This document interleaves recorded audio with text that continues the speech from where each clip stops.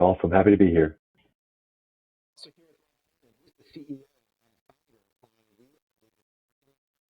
He bought the software earlier this week over service product over the weekend in the middle of the night. Rob is sending DKI subscribers screenshots and explaining how they don't lose access to their account. Rob, thank you so much. I know our subscribers thank you. The question I've got for you this week is, do you ever sleep? That's a good question, Gary. Actually, a really good question. Actually, the best thing I ever did was I bought this thing called the Hatch. I don't know if you've seen that, but it like natural light alarm, and it's got, so I actually have some pretty good, the circadian rhythm. So maybe that's the key to the madness here. But yeah, you and I know customer service is always number one. So anything you need as a DKI subscriber, just ask. I mean, I feel like, Gary, just the value of the customer service at DKI is worth the price of admission, let alone the actual research itself. I feel like if someone asked you a question or asked you for some help, you'd do anything, bend over backwards for our subscribers. It's true. And, Rob, it's so funny. Over the years, every now and then a subscriber emails me with a problem, and I just bounce that problem to Rob. And a couple hours later, Rob comes back with a great solution. And then I get notes from our subscribers saying, oh my God, your customer service is amazing. I will be with you for years to come.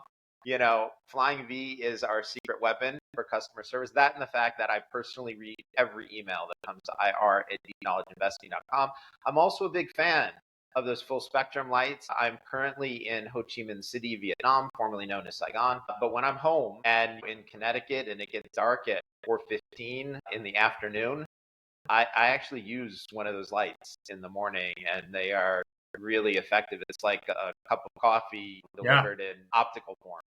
That's right. That's right. Gary, we've got a great issue of the 5 things this week. We're calling it the President Trump is Doing Things issue. And boy, is he ever. Lots of moving parts this week to talk about. We're talking some presidential bans. We're going back to the Japanese yen carry trade. DeepSeek, of course, has been in the news over the past couple weeks, as well as tariffs. What the heck is going on there, Gary? And then finally, Josh is going to help us with repos and reverse repos. He'll explain that complicated topic to us in our investor education section of the 5 things. Gary, you ready to rock and roll? Rob, people have talked about President Trump's flurry of executive orders as flooding the zone. He is doing so much that even his detractors can't keep track of it. We're going to try to do that right now. Let's go. Here we go. Gary, thing number 1, we're talking presidential ban on the central bank digital currencies. You're saying this is a pro-liberty move. Everyone here at DKI is cheering. Thing number 1, Gary, presidential ban on CBDC, so the central bank digital currencies. Tell us more. First of all, huge round of applause for the administration on this. This is a pro-liberty move. I'm thrilled. Josh is thrilled. Rob, I know you're excited as well. Anybody who is pro-liberty is going to be thrilled about this. So on January 23rd, President Trump signed an executive order named Strengthening American Leadership in Digital Financial Technology. Rob, you think my titles for the 5 things are bad? Imagine if you were in Congress having to read this out loud. But the key thing you wrote it, actually. It does sound like something that I would write, like saying this is the, something or other issue, and, written to be confusing and difficult. But the key thing here is the order prevents the creation and distribution of digital currencies by a central bank. So I want to explain 2 things here. First of all, this is not an anti-crypto or anti-Bitcoin move at all. It prohibits the creation and distribution of digital currencies by a central bank. So Bitcoin is still fine. If you invest in crypto, we don't, but you're welcome to do that. This doesn't prevent that. What a central bank digital currency is an effort to replace cash or a nation's fiat currency, in this case, the dollar, with a digital account. And you think, well, wait, I already have that with a bank account, but you have control over that bank account. The stated intention of the system is to create a more efficient and modern monetary system. That is not the real intention. The actual effect is something much more sinister. What these accounts do, what a CBDC or a central bank digital currency does, is it gives Congress, it gives the White House, it gives our government control over your money. It would allow government to track, control, and freeze first of all, track and control every transaction in your bank account. It would allow them to freeze your bank account if they don't like what you're doing. We saw that a couple years ago with the Canadian truckers who were protesting. They were peacefully protesting, and the government in Canada froze all of their bank accounts. Now, we've talked about this before. Some of you might be saying, okay, but they were protesting the COVID vaxes, and the government was right to do that. But I just want to be crystal clear that this is something that, when Martin Luther King was protesting and marching through the South in the United States, the government could have frozen the bank accounts of not only Dr. King, but everybody who protested there, everybody who marched. Whatever control the government takes now, if you like it, remember at some point the other party is going to be in control. They will do things that you don't like. They can also monitor and limit your spending if they decide you're eating too much meat, or you've used too much gasoline, or you traveled too much, or they don't want you buying another plane ticket, or whatever it is. They can stop you. Finally, these CBDCs can enable terrible government overreach and also economy destroying monetary policy. They can program expiring money, which forces people to consume and limits their ability to save and invest. These are things that our government makes horrible decisions on. If you disagree with me, then explain how we have $37 trillion of on-balance sheet debt and another $200 trillion of off-balance sheet debt. I'm referring to Social Security, Medicare, Medicaid, pensions, right? The United States government is effectively $250 billion in debt. Do you want these people telling you what you can consume and when you can save and when you can invest and what you have to spend? These should be your decisions as Americans, not the decisions of the government. We are cheering this decision by the White House. Great stuff there, Gary. Follow-up question. In terms of the White House, will there be consideration, Gary, for a national strategic stockpile of those digital? So for clarity, Rob, they are considering it. No decision's been made yet. But when they're talking about, so what was banned were CBDCs created by, say, the Federal Reserve or the U.S. Treasury Department or anything related to the U.S. government. They are considering a strategic stockpile of Bitcoin or crypto assets. I'd like to see it happen, but specifically with Bitcoin. I'm not a fan of crypto or non-Bitcoin crypto. I don't think that it has value. Now, listen, if you viewers are using it, if you're trading it, if it's fun for you, great, go enjoy what you're doing. I don't think it should be banned. I'm not against you, but I do think Bitcoin is different. And if the United States, we have strategic reserves of gold, we have strategic reserves of oil. Why not have a strategic reserve of Bitcoin? And by the way, remember that, the way the United States debases fiat currency is by printing more of it. We can basically print more of something that has unlimited issuance and is declining in value and use it to buy something that has limited issuance and is declining in its issuance schedule, meaning Bitcoin is getting harder and harder to mine and produce every year. Rob, my stock line on this is CBDCs combine everything wrong with fiat currencies, and they combine that with a social credit score. They are the end of liberty. In this case, a ban is justified. And if the White House wants to have a Bitcoin strategic reserve, I say go for it. Yeah, we love it here at DKI. Thing number one, closing that out, Gary. Agree, disagree? Please let us know in the comments. We welcome any and all criticism. And Gary will probably respond to every comment there too. So test your luck. Gary, we're moving to the Japanese carry trade. We spoke about this a couple months ago. You started talking about this in October of 22, I think was the first time. Might have even been sooner than that. Gary, we're talking about a little bit calmer this time. Thing number two, Japanese yen carry trade unwind 2.0. Thanks, Rob. So, a lot of people last year in 2024 discovered the Japanese carry trade. At Deep Knowledge Investing, we did start talking and writing about this in October of 22. I think it was in November. I did a lengthy program with Mark Rosano of C6 Capital at the New York Alternative Investment Roundtable talking about this. But I think the first interview on it, I want to thank Michael Guyot of the Lead Lag Report we got on record in October of 22 talking about this. So basically, the Bank of Japan kept their bond yields around zero and even below zero for an extended period of time. We're talking about, a couple of decades here. And so with the rate on Japanese bonds so low and the US Federal Reserve offering higher rates and the US bond markets offering higher rates, we had what was called the carry trade, where a lot of hedge funds and investors were shorting, they were selling Japanese government bonds, effectively shorting the yen, and they were buying US treasuries, effectively going long the dollar. And by doing that and leveraging up, they were guaranteeing themselves it basically was the return they got was the leverage return on the difference in the rate between US treasuries and Japanese government bonds, which again were right around zero. Now, the risk in that was, what if the dollar weakened and the yen strengthened?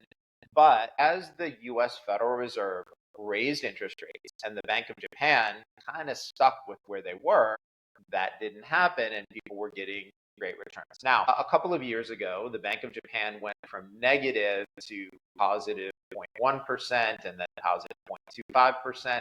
This is, with when the US Federal Reserve was right around 5%. And so there was a little bit of an unwind and people got a little bit nervous, but because the Bank of Japan did so little to defend their own currency, you didn't really see a big unwind at the time. Japanese government bond yields for further out on the curve didn't move that much.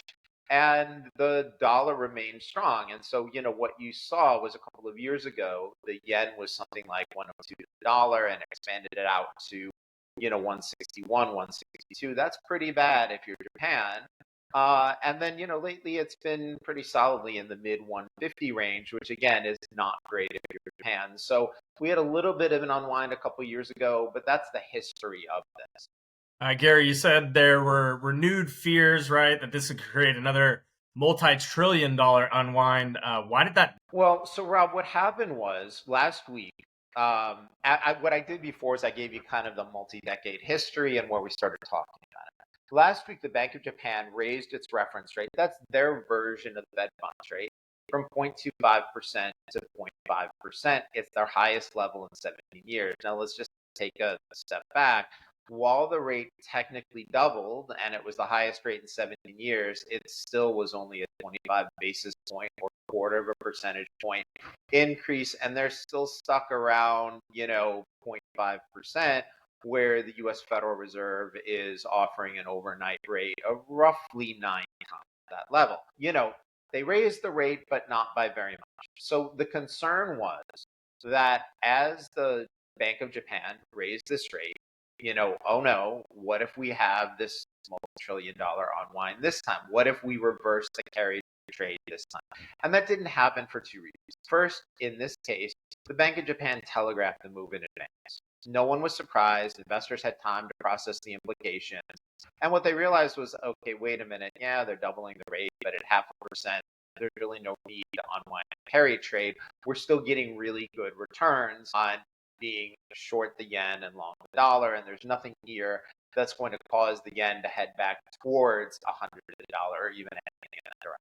The second thing, as we all know, last week's DeepSeek announcement sucked all the air out of the news cycle. Everybody was focused on that. That announcement temporarily rocked the enormous US technology sector, and it ensured that very few people were paying attention to events in Japan. Investors tend to be pretty good at processing lots of things at once, but this was a situation where the DeepSeek announcement was literally just moving trillions of dollars of market cap overnight, and that, that's where people were focused. Yeah, we're going to get to that a little bit more here in a minute. You're watching this week's issue of the 5 Things, the President Trump is Doing Things issue. Be sure to head to deepknowledgeinvesting.com, sign up for a free subscription. We'll get you added to our newsletter. You'll be notified of content that's posted online, as well as the version of the 5 Things. If you consider a premium subscription, you'll get access to all current recommendations, exclusive premium subscriber events, webinars, material, and obviously knowing when Gary is opening and, more importantly, closing positions, head over to deepknowledgeinvesting.com and check that out. Moving on, Gary, we are talking DeepSeek AI, skepticism, I think, is a word DKI would use, or you would use, in terms of the claims that are coming out of there. Thing number 3, Gary, DeepSeek AI is interrupting U.S. equity markets. So, Rob, as everybody knows at this point, a Chinese company called DeepSeek announced a large language model, a competitor to ChatGPT, Gemini, all the other US-based AI options. And they basically said they spent $6 million on training costs using only $50 million worth of second-rate GPUs. And they basically were saying, yeah, look, we cut our costs and the price by something like 95%. And, you US companies that have spent a fortune, you wasted your money. And I'm not so sure that's all true. Over the past couple of weeks, in addition to a bunch of other investors who study these things, I spoke with energy experts, and I spoke with an expert who designs AI data centers. And these data centers that are being built and powered by nuclear reactors. And I'm highly skeptical of a lot of these claims and rumors. I don't actually believe DeepSeek's claim that they spent just $6 million for training using $50 million of equipment. First of all, China successfully circumvented the Biden export restrictions in multiple ways. One of them was they told NVIDIA that the key element was you can't deliver chips to China that have fast transfer speeds. Well, guess what NVIDIA did? They technically complied with the law, but delivered high-end chips that had performance almost as good, but the transfer speed between chips was degraded. It was one of those where they technically complied, but the chips being sent to China were still pretty good. Second, there are rumors, and in my belief, credible rumors, that China had at least as many as 50,000 of NVIDIA's highest end, best GPUs.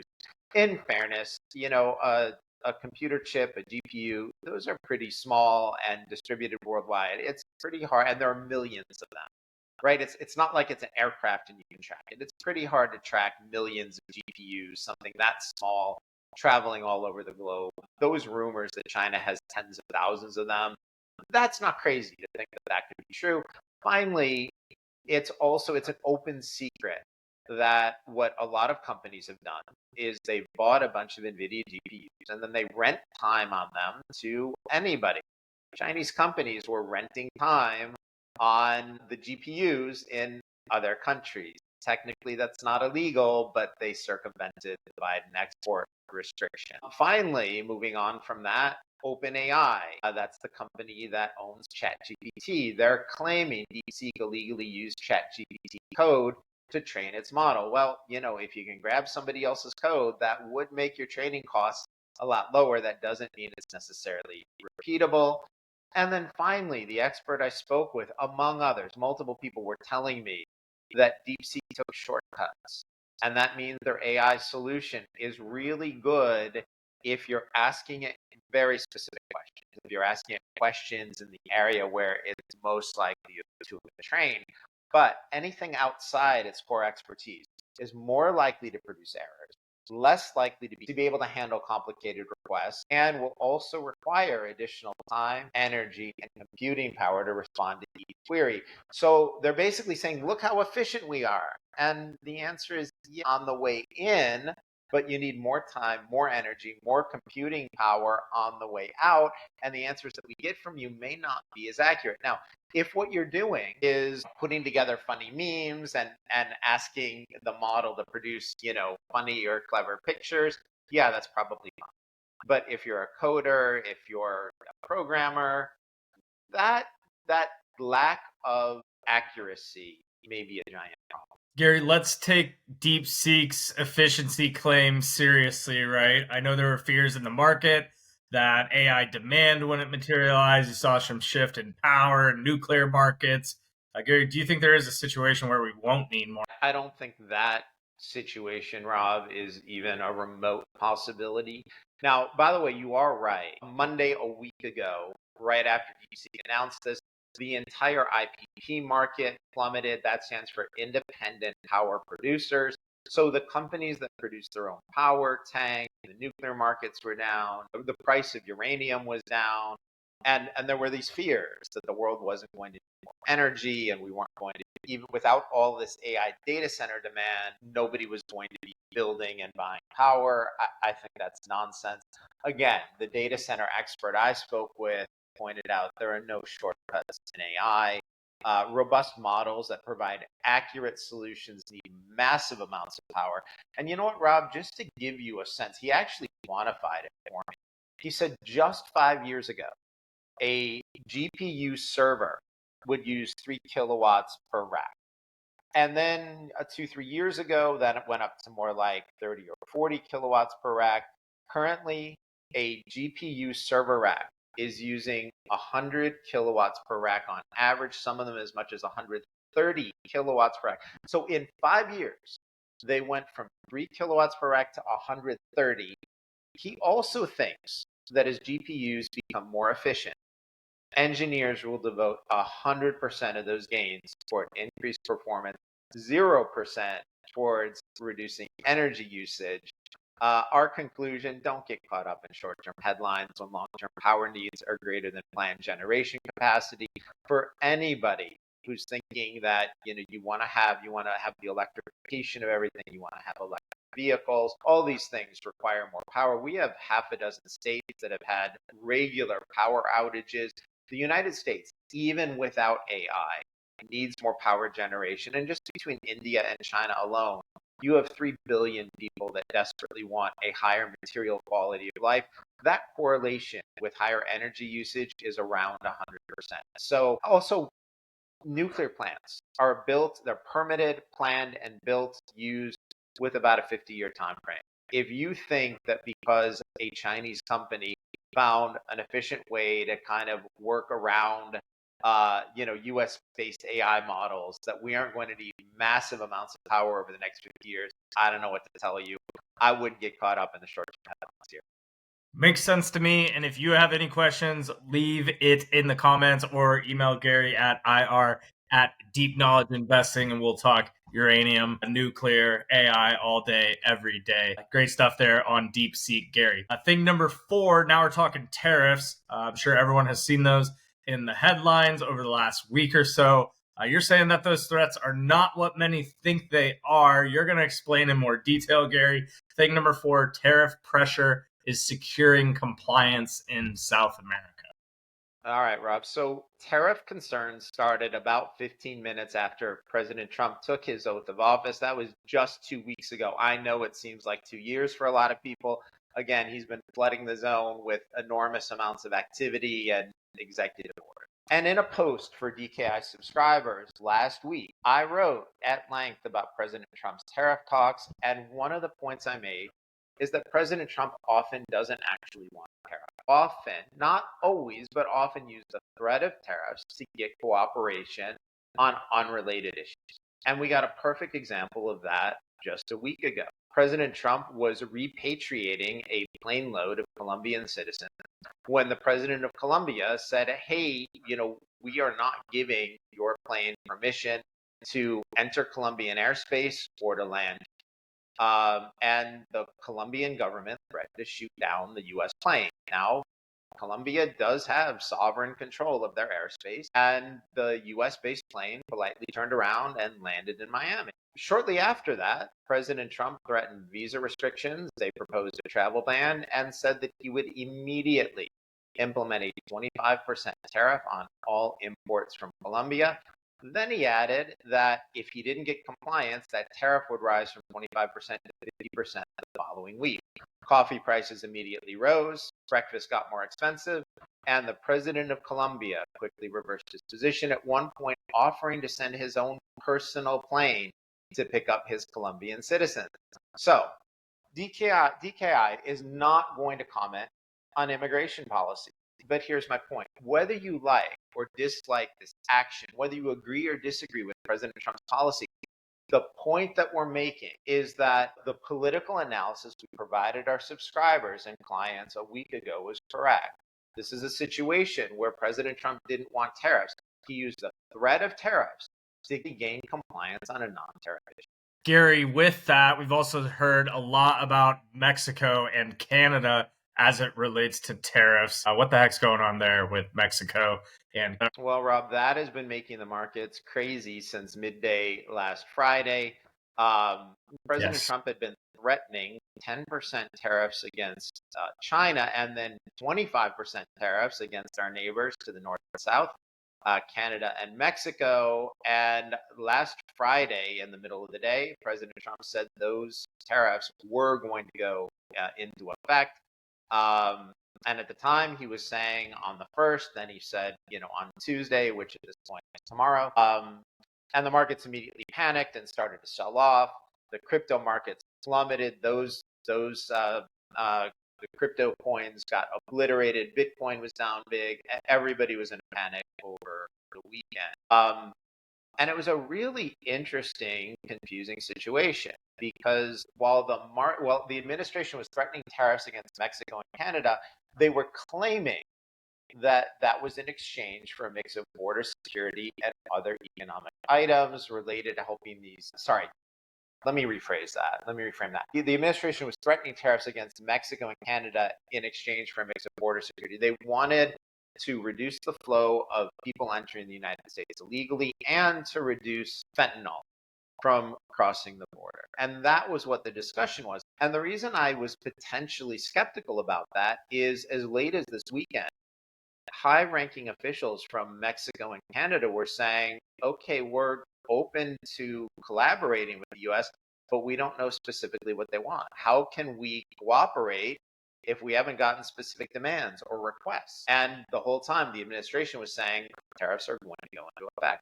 Now, what I speculated is that this was actually an attempt to prevent the use of Mexico and Canada as a backdoor for China. During President Trump's first administration, Mexico and China would ship goods through there to evade their tariffs. And so by announcing 10% tariffs on China and 25% on Mexico and Canada, what the president was doing was telling China it's going to be cheaper for you to comply with our tariffs than to use our allies and neighbors as a way to evade them. And so what we concluded was sometimes President Trump wants tariffs, sometimes he wants something else. Now, earlier today, we did get agreements with Mexico and with Canada for better border security, for help preventing more people from crossing the border illegally, for help preventing fentanyl from crossing over. Because of that cooperation, President Trump decided to delay these tariffs by a month. And so, again, this is a situation where if what we're reading is true, it could be President Trump using tariffs to get cooperation on other issues, or it could be a hybrid situation where he's trying to get more cooperation on border security and trying to discourage China from using our neighbors to evade our trade restrictions. We'll know more over the next month as these things play out. Yeah, we will definitely keep you in tune as these things do play out and as the administration makes their next moves after taking office a couple weeks ago. Gary, moving to thing number 5, and super excited to introduce new DKI intern Josh Reeves, as you mentioned at the top of the show. Thing number 5, Gary, we're getting into investor knowledge education. We're talking repos and reverse repos. Thing number 5. Josh, you want to take it away? Sure, I'll go right ahead. So when we say reverse repos and repos, we mainly mean repurchase agreements.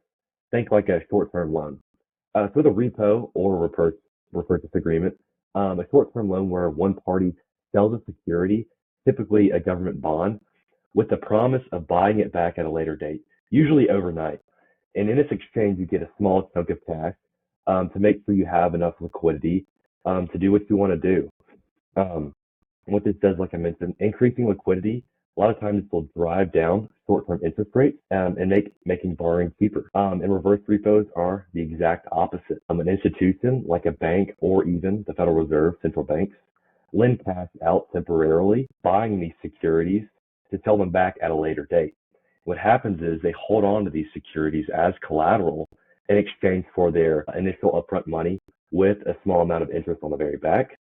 And what this does is it soaks up money in the financial system, reducing the money supply, and it pushes short-term interest rates higher. And this means cash is less available to banks to invest in. And it's super important because when you have the money supply fluctuating and short-term interest rates fluctuating, it changes the risk appetite for fixed income and equities, and ultimately is a big market driver. So, Josh, I know for a lot of people, the terminology can be confusing. People talk about repos, reverse repos, and everyone's like, I don't even know what a repo is, let alone a reverse repo. But the way you're describing it, it sounds a lot like making an overnight deposit in your bank, knowing that you're going to withdraw the money the next day. You might lend money to me overnight, Venmo me something. I Venmo you that back plus, an extra dollar the next day as an inconvenience. Is it really that simple? Yeah, it is pretty simple, but I would say the difference is scale. When we're talking 10, 15, $20, not that big of a deal. But in this case, when the central banks engage in repos and reverse repos, we're talking about hundreds of billions, sometimes even trillions of dollars. So the scale just pushes the market up or down a lot. All right. So let's talk about the last time the Federal Reserve did something huge in this market, and that was during COVID. Any thoughts on what the Federal Reserve did then? Yeah, of course. So we see in 2020, 2021, COVID's starting to hit pretty hard, and we see the introduction of stimulus checks. So we're talking about retail consumers getting a sizable check, putting it straight into their deposit accounts at their banks, and we see liquidity in the markets just skyrocket. And while that is a good thing, it's important to control inflation. So we see the central bank or the Federal Reserve in the United States spike their reverse repo levels up to hundreds of billions of dollars. And what this essentially did was it soaked up this excess liquidity just to make sure that the interest rates are getting pushed higher, making inflation a little bit worse. And then we see as that liquidity kind of tapered off into 2023, 2024, early 2025, reverse repos have decreased dramatically.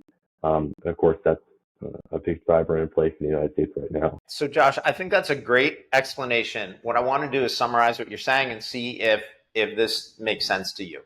What happens is in 2020, we have COVID and the government decides to shut down much of the economy, right? And nobody's going out. No one's spending money. No one's traveling. No one's going to restaurants, to concerts, sporting events, or everything shuts down.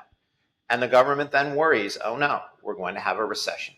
So what they do is they start sending money out to people, and the Federal Reserve over the next couple of years used these overnight reverse repo agreements to flood the system with liquidity. At one point, $2.5 trillion. This is an enormous amount of money of liquidity that was provided. Well, what did we see then? We saw the horrible inflation that we've all been experiencing since then, and which is continuing today. And so then the Federal Reserve, right around early 2023, said, okay, we're really worried about inflation and the economy, looks like it's doing much better. And they start pulling liquidity out of the system and we're reducing the amount of reverse repos. And they took $2.5 trillion of liquidity out of the system slowly. Right. And right now, the Federal Reserve, their reverse repo holdings are close to zero. And the reason they did that was because they felt like the economy was in better shape, but they wanted to reduce liquidity and try to help reduce inflation. And I think that's the series of events that you're describing. Am I understanding you correctly? Yes, of course. All right. Well, so everyone, congratulations. Josh Reeves, student in the Haslam School of Business at the University of Tennessee and DKI intern, was our teacher for the day. Josh, great job on this complicated topic. Really appreciate you simplifying something so confusing for all of us. Thank you. Awesome job, Josh, and we'll look forward to having him on in the future. And obviously, he's making tons of contributions to our issues of the 5 things. That concludes this week's version. Again, the President Trump is doing things issue. He's doing a lot. We'll keep you in tune with what that means for the markets, how things are reacting, and keep you in tune with everything you need to know. Be sure to tune in next week, and please like, comment, leave us a question, give us a thumbs up, thumbs down if you didn't like things Gary had to say. And I'm sure he'd love to have a conversation about those. And more than anything, appreciate you guys tuning in, and see you in a week. Gary, turn it over to you for final thoughts. Yeah, thanks everyone. It was a really challenging week with so much news, so much going on in the political, economic, and financial end of the market.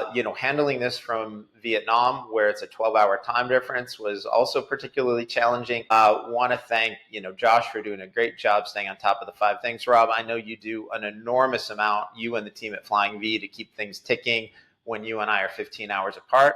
We're also going to be introducing to you Finley Rowland, new DKI intern. She's going to be joining us, also from the University of Tennessee. Very excited to have her coming on board. For the rest of you, we know your time is valuable. Thank you so much for spending it with us. We really appreciate it, and we will look forward to speaking with you next week about whatever in the world is going to be happening over the next 7 days. Thanks so much for your time, and we will see you guys next week.